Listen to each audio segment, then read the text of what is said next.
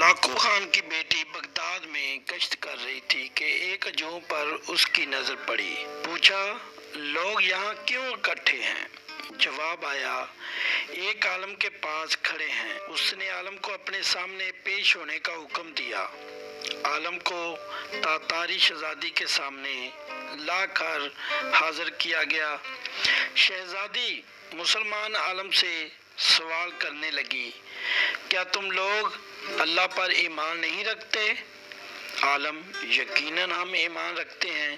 شہزادی، کیا تمہارا ایمان نہیں کہ اللہ جسے چاہے غالب کرتا ہے؟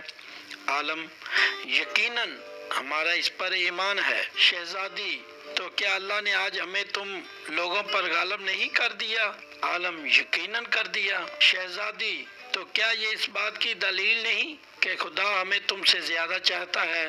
عالم، نہیں۔ شہزادی، کیسے؟ عالم، تم نے کبھی چرواہے کو دیکھا ہے؟ شہزادی، ہاں دیکھا ہے۔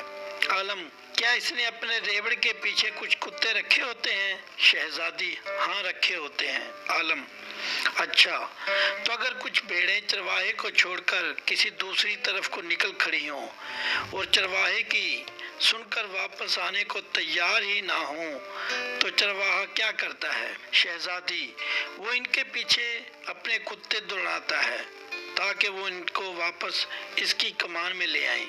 عالم، وہ کتے کب تک ان بھیڑوں کے پیچھے پڑے رہتے ہیں؟ شہزادی، جب تک وہ فرار رہیں، وہ چرواہے کے اقتدار میں واپس نہ آ جائیں۔ عالم نے کہا، تم تاتاری لوگ زمین میں ہم مسلمانوں کے حق میں خدا کے چھوڑے ہوئے کتے ہو۔ جب تک ہم خدا کے ڈر سے بھاگے رہیں گے اور اس کی اطاعت اور اس کے منہج پر نہیں آ جائیں گے، تب تک خدا تمہیں ہمارے پیچھے دوڑائے رکھے گا اور ہماری گردنوں پر مسلط رکھے گا۔ جب ہم خدا کے در پر واپس آ جائیں گے، اس دن تمہارا کام ختم ہو جائے گا۔ آج پھر وہی حال ہے۔